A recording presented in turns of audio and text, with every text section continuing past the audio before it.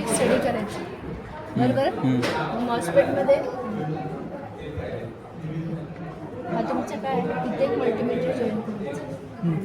त्याला हा emitter terminal, हा गेट टर्मिनल, हा ड्रेन टर्मिनल. ब्रेनच्या अक्रॉस एक मल्टीमीटर जॉईन करायचा. तो काय करेल, VDS मेजर करेल, बरोबर. आणि हा गेट आहे, म्हणजे हा VGS, हे एस आहे, हा सोर्स आहे, हा गेट आहे आणि हा ड्रेन आहे. ठीक आहे. हा VDS मेजर करायचा, VDS.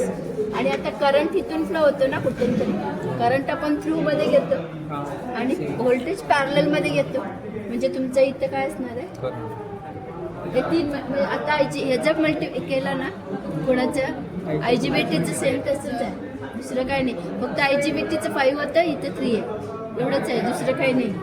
हे कळलं का. आता ह्याच्यामध्ये 2 एक्सपेरिमेंट आहेत, म्हणून एक एक घेऊन घेते. आता ह्याच्यामध्ये हा तुमचा काय मॉस्फेट आहे, नाही हा टूर तुमचा मॉस्फेट आहे. मॉस्फेटला टर्मिनल काय सोर्स आहे, हा काय ड्रेन, हा काय गेट. आता हा सप्लाय इंटरनली 5 व्होल्ट आहे आणि तो पॉट थ्रू इकडे दिलेला आहे आणि जिनर डायोड आणि हा डायोड प्रोटेक्शनसाठी प्रोव्हाइड केलेला आहे. ते विचारतात, कळलं. कोणता डायोड? जिनर डायोड, हा रेग्युलेटर आहे ना, जिनर डायोडाचं रेग्युलेटर. म्हणजे जास्त जर पॉट हे केलं तर हे डॅमेज होऊ शकतं ना, म्हणून ते अवॉइड करण्यासाठी, बरोबर. आता मग हे काय केलं, हे प्रोटेक्शनसाठी आहे. हा पॉट आहे, internally 5 volt with respect to ground दिलेला आहे आणि इथं 5 व्होल्ट दिलेला आहे. तुम्ही ते सप्लाय मध्ये सोडून तिथनं कनेक्शन घ्यायचं, आपल्याला काही नाही करायचं, फक्त रिडिंग घ्यायचं. आता मी काय करणार, आता ह्याच्यामध्ये बघा इथं काय एक VGS मल्टीमीटर लावणार, ते VGS मल्टीमीटर लावलं, ठीक आहे. आणि आता हा जो आहे हा काय D आणि इथं सोर्स आहे, मग ह्याच्या अक्रॉस एक मल्टीमीटर लावायचं. इथे लावलेलं आहे मल्टीमीटर VDS, हा व्होल्ट मीटर आहे. तिचे सेटिंग करताना व्होल्ट म्हणून सेटिंग करूनच करायचं. तुम्ही काय करता, करंटचं करता, बिलकुल नाही करायचं. आपल्याला काय मेजर करायचं आहे, VGS इज व्होल्टेज, म्हणून व्होल्टेजचं सेटिंग. आणि हा VDS इज वॉट व्होल्टेज आणि करंट फ्लोईंग थ्रू. आता हा इथे एक रेजिस्टन्स आहे, बरोबर. आणि हा एक आहे आणि इथं काय पॉट आहे, बॅटरी नाही, इथं पॉट आहे. इथं हे सप्लाय दिलेला आहे 12 व्होल्टचं थ्रू पॉट थ्रू दिलेलं आहे, कळलं का. आणि हा इथं आला, हा रेजिस्टन्स इथला झाला. मग आपण हा केला, इथे एक P आणि Q टर्मिनल्स आहेत, म्हणून इथे एक व्होल्टमीटर जॉईन केला. तो रिडिंग व्होल्टमीटर जॉईन म्हणजे मल्टीमीटर जॉईन केला, तो करंट दाखवेल.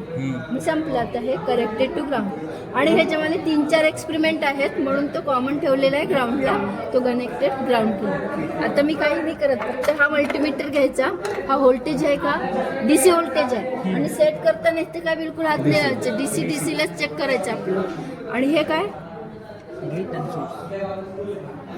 हा गेट आणि म्हणजे हा तुमचा VGS झाला, बरोबर. आता तुम्हाला हा मल्टीमीटर आहे, हा करंट ऑलरेडी सेट करून ठेवलेला आहे. मग हा करंट नंतर घेऊ. मग हा कुठला आहे तुमचा VDS आहे. VDS म्हणजे मी इथं ठेवला, बरोबर. ड्रेन आणि सोर्सच्या इथे एक मल्टीमीटर लावलं, बरोबर.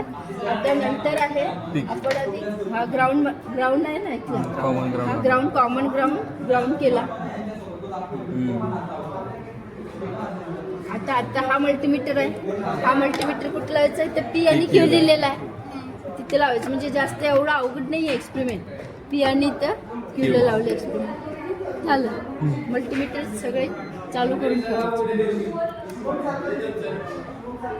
सगळं 0 झालं.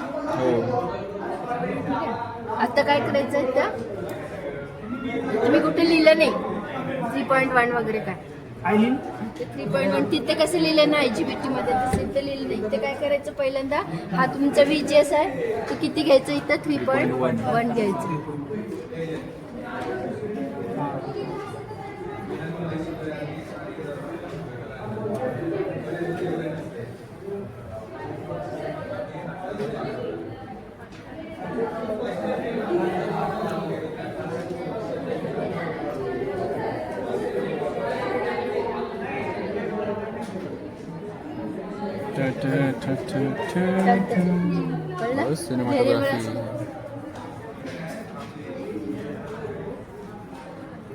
आता VDS जो आहे हा आपण इथे जॉईन केलेला VDS तो काय करायचं इथं 1 व्होल्ट घ्यायचं.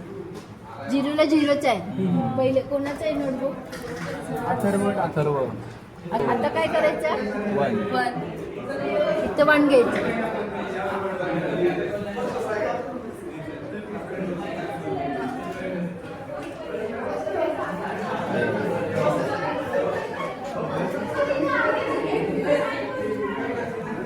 पण घेतलं 1ला किती आहे?